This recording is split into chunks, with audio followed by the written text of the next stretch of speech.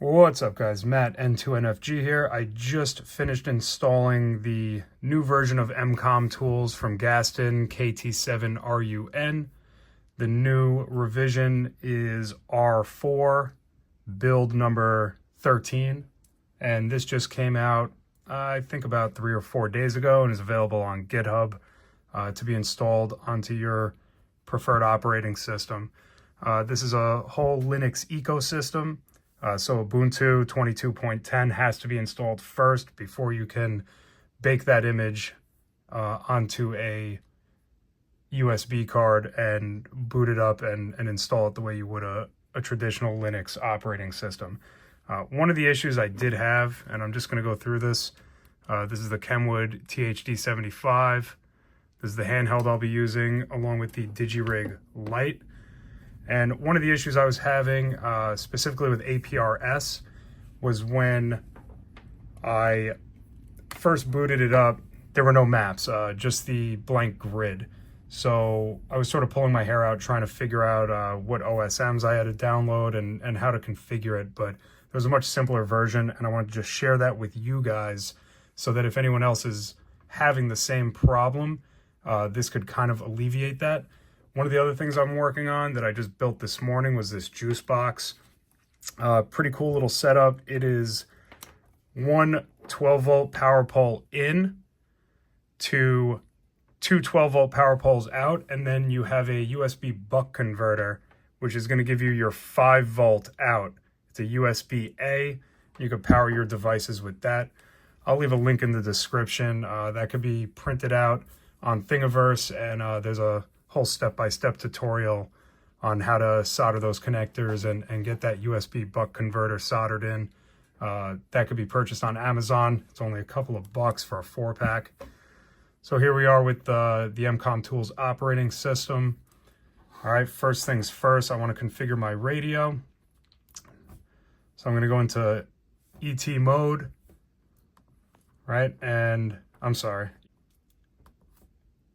Go into ET radio, and I'm just going to choose, if this will focus in, let's see here, there we go. I'm going to choose the first option under no radio where it says DigiRig Lite, and you should see under audio and radio on the Conky interface that radio says Lite, audio says DigiRig Lite. All right, now I want to go into my modes. And again, I'm going to go to the first one, the APRS client. Linux uses YAAC software, which stands for Yet Another APRS Client. And you'll see it's going to activate Direwolf and start everything up. And my maps should populate automatically. And there they are. So what was happening, I was just getting that initial screen that you saw, and they weren't populating at all. It wasn't building the map. So there's an option to download the data sheet. If you go into File, OpenStreetMap,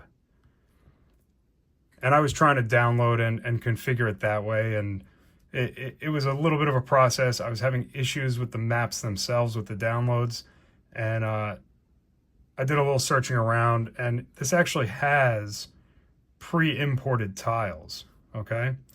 So right now, it's going to give me that error. Okay, because I'm not connected to the internet here. But all you have to do is go into File, OpenStreetMap, and use the third option, Download Pre-Imported Tiles. From there, the software is going to automatically download your files for you. I'll try to connect to the Wi-Fi here. It's kind of spotty. But as of right now, that was the way I did it. And it downloaded everything, and the map popped up on its own. Just one other thing to note with this R4 build, which is pretty cool. You see a lot of additional options here now. And we have WinLink over VARA HF, as well as over VARA FM. In the previous release, we only had WinLink over HF using RDOP, or VHF UHF using the AX25 packet. AX25 is the protocol that APRS uses. So VARA FM and VARA HF are going to be a little quicker. They tend to be a little more robust, but they are Windows applications. So R4 of the Emcomm Tools release comes with a basic version of Wine pre-installed. You have to configure it, and you have to download the VARA FM and VARA HF apps, including installing all the necessary Windows dependencies. There's step-by-step tutorial on Gaston's Buy Me a Coffee, if you're a member there, and a very helpful community on his Discord channel. So just a quick example. All right, this is why he didn't want to initially use this. He wants everything to be plug and play for Emcomm Tools, and this actually requires a little bit of user configuration. You can't just plug it in and expect it to work. You do have to configure your sound card. All right, so Pat WinLink is going to open as it normally would, but here we have our VARA FM. And you notice my audio input is at 0. I'm just going to make sure I'm on a packet WinLink channel. I don't have any service at all in here, no GPS or anything. But this is my node back at home. So I'm going to open up that squelch all the way.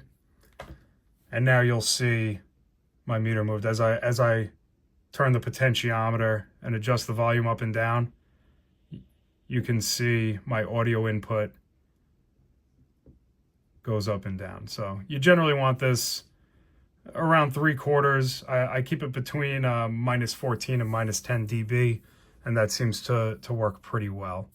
So your configurations in VARA, again, I'm using the DigiRig Lite. I generally am using my ICOM 705. We're gonna go into sound card, and you're gonna have your drop downs. When you first go in here, you're gonna have your defaults selected. So notice my audio output went to 0, right? You have to configure it manually. So again, DigiRig, it's gonna be that USB audio device. That's my out, USB audio device in. And you can also tune it if you have another station to tune it against. Pretty cool thing about VARA FN, you could actually ping a station. So if you have a known station that you have a good connection to, mine would be N2NFG-10. That's my RMS gateway back at home. Again, I'm just running the handheld with a glorified rubber ducky on it inside, and this building is basically a Faraday cage, so I don't get any service one way or another in here. But if everything was set up correctly, you could ping your station. All right, and you'll wait for that response. I'm not going to get a signal in here. You could see I hit ping, and the radio PTTs, the DigiRig Lite, does its thing and sends that signal out. Normally you would get back a SNR report and a VU reading. So that's basically the volume of each station hearing each other, and then the signal to noise ratio of each station, how they're hearing you and how you're hearing them. So I'm just going to X out of that. All right, and another thing that's new is going to be Paracon. This is the BBS client. You have your option between VHF, UHF, or 300 baud for HF. All right, and you can connect to Gaston's BBS or any other bulletin board section system using this. It'll generally come pre-configured. All right, leave this alone, don't touch anything on it.